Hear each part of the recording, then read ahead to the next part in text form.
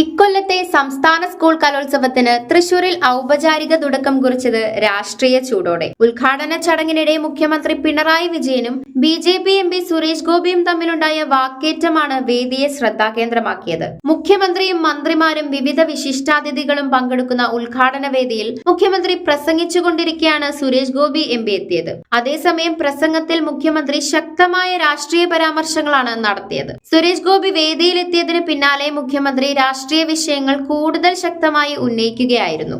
സിനിമയിലെ കഥാപാത്രങ്ങൾക്ക് പോലും ജാനകിയെന്നും സീതയെന്നും മറ്റും പേരിടാൻ സമ്മതിക്കാത്ത നിലയിലേക്ക് കാര്യങ്ങൾ നീങ്ങുന്നു.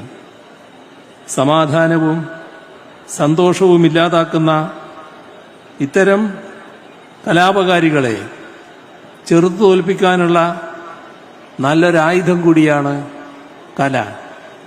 കേന്ദ്ര സർക്കാരിനെയും BJPയെയും ലക്ഷ്യമിട്ട പരാമർശങ്ങളാണ് പ്രസംഗത്തിൽ ഇടം പിടിച്ചത്. ഇതിന് പിന്നാലെ ഉദ്ഘാടന ചടങ്ങ് കഴിഞ്ഞ് മാധ്യമങ്ങളോട് സംസാരിച്ച സുരേഷ് ഗോപി മുഖ്യമന്ത്രിയുടെ നിലപാടിനെ വിമർശിച്ചു. ഇത് കുട്ടികളുടെയും വിദ്യാർത്ഥികളുടെയും വേദിയാണ്.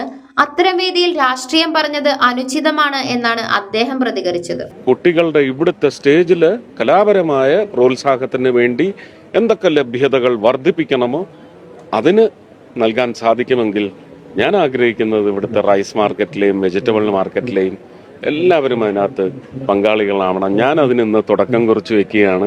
2 ടൺ അത് പോരാ എന്ന് പറഞ്ഞാൽ 3 ടൺ അരി പാലക്കാടൻ മട്ട പാലക്കാടുന്ന് ഇപ്പോ ലോഡ് കയറും.